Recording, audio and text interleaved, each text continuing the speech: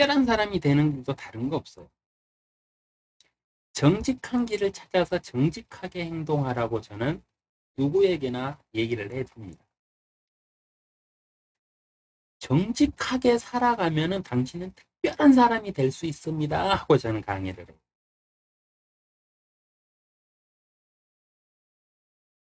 왜 그럴까요? 잠깐의 이익이 나의 인생을 무너뜨릴 수도 있기 때문에 그래요. 이건 제 주장이 아니고 전 세계 현실이 이렇습니다. 뉴스에 보면 어떤 사람들이 나옵니까? 뭐 한옥 나오긴 해요. 돈 많이 벌어가지고 전액 다 뭐 불우한 이웃들을 위해서 투자한 사람들, 뭐 이렇게 나누어주는 선을 행한 사람들이 간혹 나와요. 간혹. 그런가 하면 매일 뉴스에 어떤 사람이 나오느냐?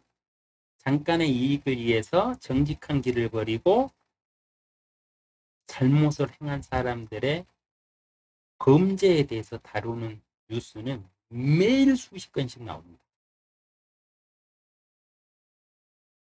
이런 시대에 우리가 살고 있기 때문에 정직하게 산다는 것도 특별한 사람이 되는 길이 될 수 있다는 거예요. 왜 그러느냐? 더 살펴드릴게요. 정직과 규범을 잘 지키는 것만으로도 특별한 사람이 될 수 있습니다. 리더의 최종 평가는 정직에 있어요. 우리가 뭐 이 세상에 많은 리더를 알고 있습니다.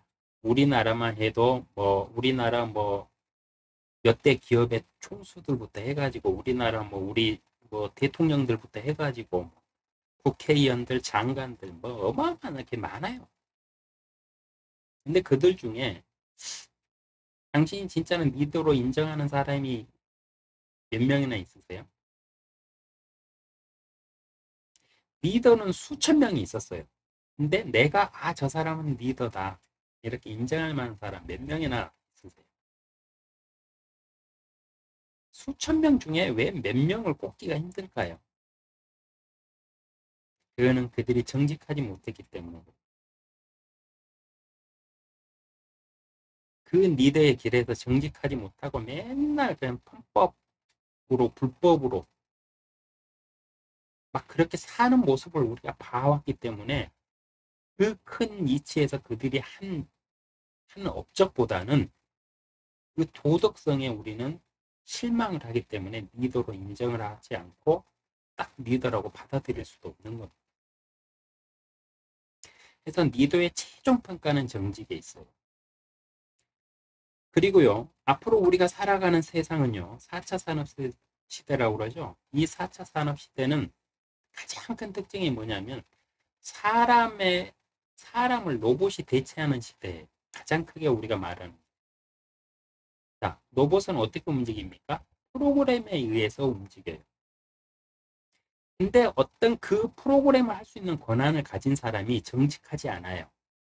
그리고 불법을 막 아무렇지 않게 행하고 자기 이익만 쫓아서 사는 사람이에요. 그러면 어떤 범죄들이 일어날까요? 지금의 범죄보다 수백 배는 더 많은 범죄가 일어날 수 있습니다. 그리고 그 결과도 끔찍할 수도 있어요. 왜냐? 지금은 어떤 리더가 불법으로 뭔가를 하고자 할 때 그와 관련돼서 그 일을 하는 사람들이 이거는 안 된다. 여기까지는 허용하면 안 된다 해서 뭐 경찰에 신고도 하고 언론에다가 제보도 해가지고 그 길을 막을 수가 있어요.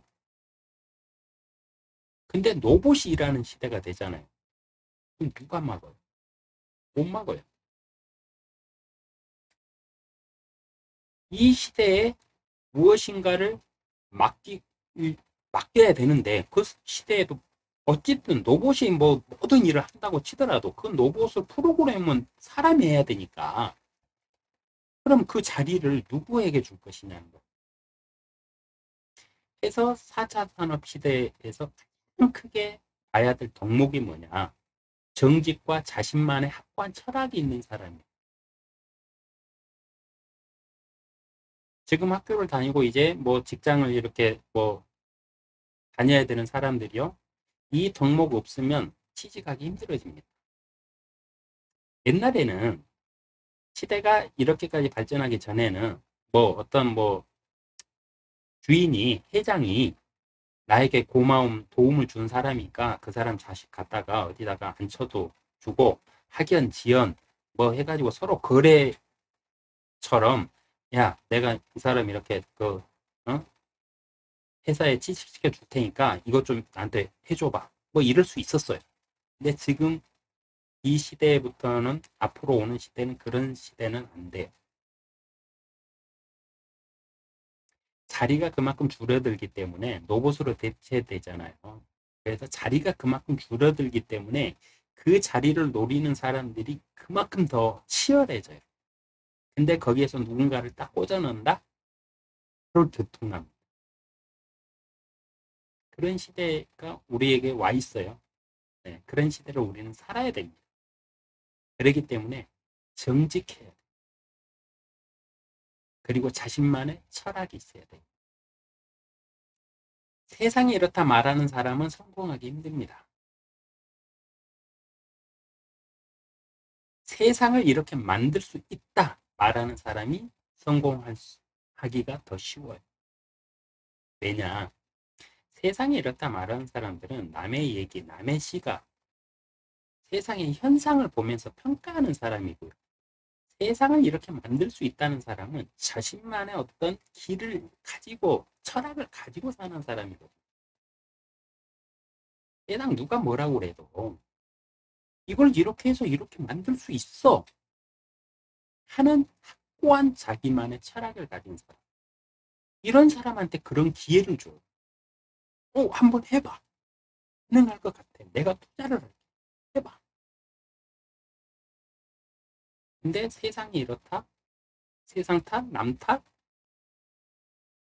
우리 아버지가 이러니까, 우리 집안이 이러니까, 금수저니까 흙수저니까, 내가 그 자리에 가봐라. 내가 너보다는 더 잘할 거다. 하면서 세상 탓하는 사람들한테 기회 안 줍니다. 왜냐?